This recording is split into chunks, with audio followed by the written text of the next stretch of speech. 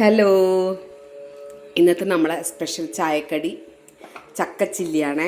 ഇതെങ്ങനെ ഉണ്ടാക്കുന്നതെന്ന് വെച്ച് കഴിഞ്ഞാൽ നല്ല ഇടിച്ചക്ക, അധികം മൂക്കാത്ത ഇടിച്ചക്ക എടുത്തിട്ട് നമ്മൾ എന്ത് ചെയ്യാന്ന് പറഞ്ഞു കഴിഞ്ഞാൽ ഉപ്പ്, മഞ്ഞൾ, മുളക് പൊടി, കുരുമുളക് പൊടി നല്ലോണം നമ്മൾ ചിക്കനെല്ലാം പെരക്കുന്ന പോലെ പെരക്കി വെച്ചത് പെരക്കി വെക്കുക. ഏകദേശം ഈ വണ്ണത്തിലെല്ലാം മുറിക്കാം നമുക്ക്.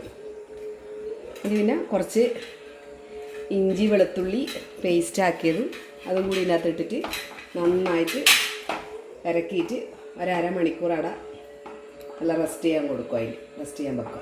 അതിന് ശേഷം വെളിച്ചെണ്ണ നമ്മളിങ്ങനെ ചൂടായതിന് ശേഷം ഇതിനകത്തേക്ക് നമ്മൾ ചിക്കനെല്ലാം വറുത്തെടുക്കുന്നത് പോലെ തന്നെ ഇതിങ്ങനെ ചക്ക ഓരോ പീസായിട്ട് അങ്ങനെ ഇട്ട് കൊടുക്കുക.